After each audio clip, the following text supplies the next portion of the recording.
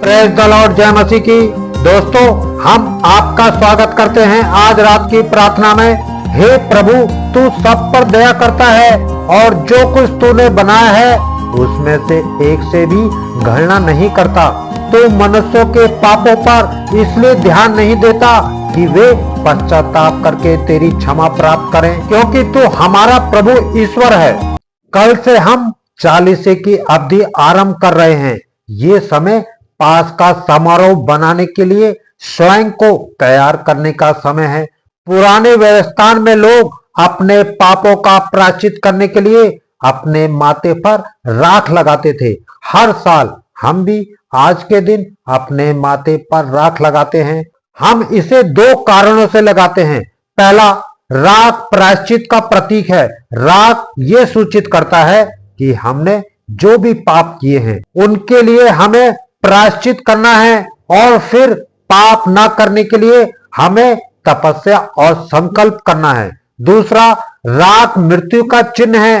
एक दिन हम सबों को मरना है और हमें अपने जीवन का लेखा ईश्वर को देना है। तो आइए मनन चिंतन करें कि हम किस तरह की तपस्या करने जा रहे हैं, जो पाप किए हैं उनके लिए या फिर मरने के बाद ईश्वर के पास लौट जाने के लिए।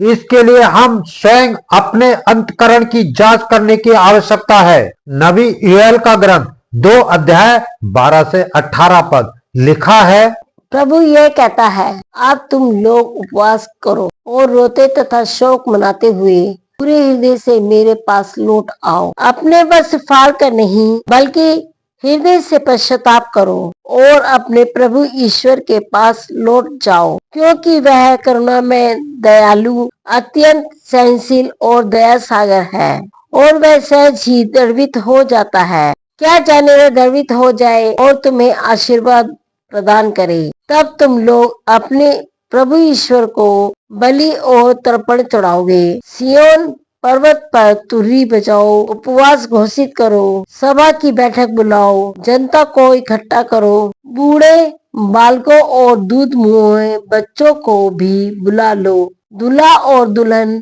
अपना कमरा छोड़कर चले आए। प्रभु ईश्वर की सेवा करने वाले याजक मंदिर में वेदी के सामने रोते हुए इस प्रकार प्रार्थना करें, प्रभु अपनी प्रजा पर दया कर अपने लोगों का अपमान ना होने दे, राष्ट्र में उनका उपहास ना होने दे। गैर यहूदियों यह ना कहने पाए कि उनका ईश्वर कहाँ रह गया।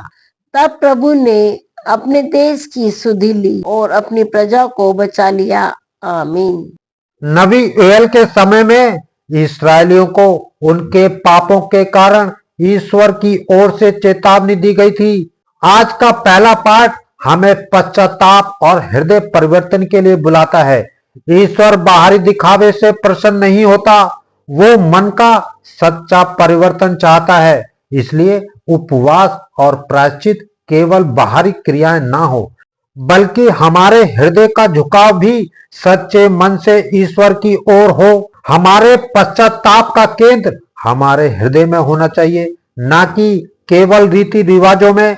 ईश्वर करुणा में दयालु और विलंब से कोप करने वाला है। वो क्षमा करने को तैयार है यदि हम सचमुच उसकी ओर लौटते हैं।